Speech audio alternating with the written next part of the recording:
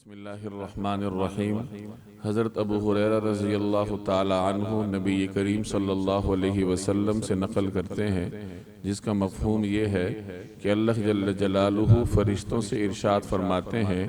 کہ جب میرا بندہ نیکی کا ارادہ کر لے تو اس کے لیے ایک نیکی لکھ دو، اور اگر وہ اس پر عمل بھی کر لے تو اس کے لیے 10 نیکیاں لکھو، اور اگر وہ برائی کا ارادہ کرے تو اس کے لیے برائی مت لکھو، اور اگر وہ برائی کر گزرے تو اس کے لیے ایک ہی برائی لکھو۔ یہ مسند احمد کی روایت ہے۔ اللہ جل جلالہ انسان پر انتہائی رحیم اور کریم ہے، اور اللہ تعالیٰ کی رحمت کا ایک اظہار یہ بھی ہے کہ جب کوئی بندہ اچھائی کا صرف ارادہ ہی کر لے تو اللہ جل جلالہ اچھائی کا ارادہ کرنے پر اسے ایک نیکی عطا فرما دیتے ہیں، اور اگر وہ آدمی وہ اچھائی عملی طور پر کر گزرے تو اللہ تعالیٰ ایک اچھائی کرنے کے بدلے میں اسے 10 گنا اجر عطا فرماتے ہیں۔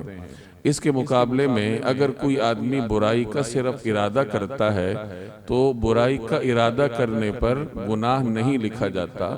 اور اگر وہ آدمی برائی کر لیتا ہے تو پھر اسے صرف ایک ہی گناہ ملتا ہے، یعنی ایک گناہ اس کے کھاتے میں لکھا جاتا ہے۔ یہ اللہ جل جلالہ کی رحمت کا اظہار ہے انسان کے ساتھ کہ برائی کے بدلے میں اتنا ہی گناہ لکھا جاتا ہے، لیکن نیکی کے بدلے میں اتنے ہی نیکی اور اجر نہیں بلکہ بڑھا کر 10 گنا اجر انسان کو اللہ تعالیٰ دیتا ہے۔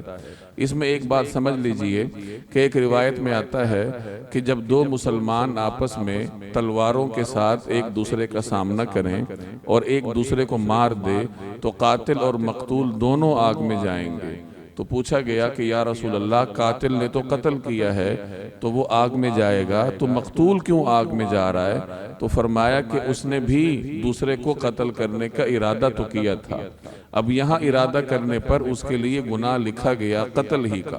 تو علماء فرماتے ہیں کہ ارادہ کرنے کا مطلب یہ ہے، یعنی برائی کا ارادہ کرنے کا مطلب یہ ہے کہ اگر کوئی آدمی برائی کا ارادہ بھی کرے اور اس کے لیے تمام اسباب اور وسائل بھی اختیار کر لے اور پھر کسی وجہ سے نہ کر سکے تو ایسے آدمی کے لیے وہ گناہ لکھا جاتا ہے، کیونکہ اس نے اپنے طور پر گناہ کرنے کے تمام ذرائع کا انتخاب کیا تھا لیکن پھر کسی وجہ سے نہ کر سکا۔ البتہ اگر کوئی آدمی صرف برائی کا ارادہ کرتا ہے، اس کے لیے وسائل اور اسباب تلاش کرنے کی کوشش نہیں کرتا، تو ایسے آدمی کے لیے برائی کا ارادہ کرنے پر گناہ نہیں لکھا جاتا، بلکہ اگر کوئی آدمی برائی کا ارادہ کر لے اور پھر اللہ سے ڈر کر برائی کو چھوڑ دے تو اسے امید رکھنی چاہیے کہ اللہ تعالیٰ اس چھوڑنے کی وجہ سے نہ صرف یہ کہ اس کے لیے گناہ نہیں لکھے گا بلکہ اس کو ثواب بھی عطا فرمائے گا، کیونکہ اس نے اللہ کے خوف سے برائی کو چھوڑنے کا عزم کیا۔ اللہ جل جلالہ عمل کرنے کی توفیق۔